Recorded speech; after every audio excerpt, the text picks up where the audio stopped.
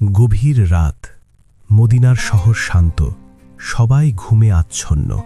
খলিফা উমার রদিয়াল্লাহু আনহু বরাবরের মতো ছদ্মবেশে অনুষের অবস্থা তদারকি করতে বেরিয়েছেন। হাঁটতে হাঁটতে তিনি একটি জীর্ণ কুঁড়েঘরের পাশে এসে থামলেন। ভেতর থেকে মা ও মেয়ের কথোপকথন তার কানে এলো। প্রলোভন। মা তার মেয়েকে বলছিলেন, মা, রাত শেষ হয়ে আসছে, জলদি কর, দুধের সাথে কিছুটা পানি মিশিয়ে দাও, সকালে বাজারে গিয়ে বিক্রি করতে হবে। মেয়েটি অবাক হয়ে উত্তর দিল, মা, আপনি কি শোনেননি? খলিফা উমার রাদিয়াল্লাহু আনহু তো ঘোষণা দিয়েছেন যে দুধের সাথে পানি মেশানো দণ্ডনীয় অপরাধ, এটা ধোঁকাবাজি। মা বিরক্ত হয়ে বললেন, আরে ধুর, এই শেষ রাতে খলিফা উমার কোথা থেকে আসবে? তিনি কি এখন আমাদের দেখছেন? অন্ধকারে কেউ জানবে না, চুপচাপ মিশিয়ে দাও। হৃদয়ে কাঁপন ধরানো উত্তর। মেয়েটির উত্তরটি ছিল এমন যা শুনে দরজার বাইরে দাঁড়িয়ে থাকা খলিফা উমারের চোখ ভিজে উঠল।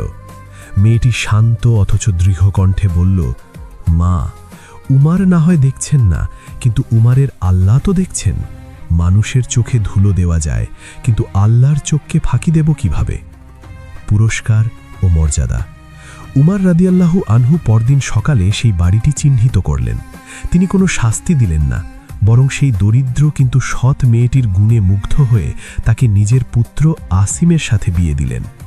জানেন কি, এই মহিয়সী নারীর বংশধরের মধ্যেই জন্ম নিয়েছিলেন ইসলামের ইতিহাসের আরেক প্রখ্যাত ন্যায়বিচারক শাসক হজরত উমার ইবন আব্দুল আজিজ রহিমাহুল্লাহ, যাকে অনেকে ইসলামের পঞ্চম খলিফাও বলে থাকেন।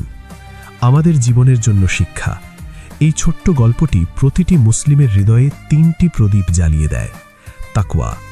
যখন একা থাকি তখনও যেন মনে রাখি আল্লাহ আমাদের দেখছেন, এটি ঈমানের সর্বোচ্চ স্তর। সততা। অভাব বা দারিদ্র্য কখনো অসততার অজুহাত হতে পারে না। যে আল্লাহর জন্য কিছু ত্যাগ করে, আল্লাহ তাকে রাজকীয় মর্যাদা দান করেন।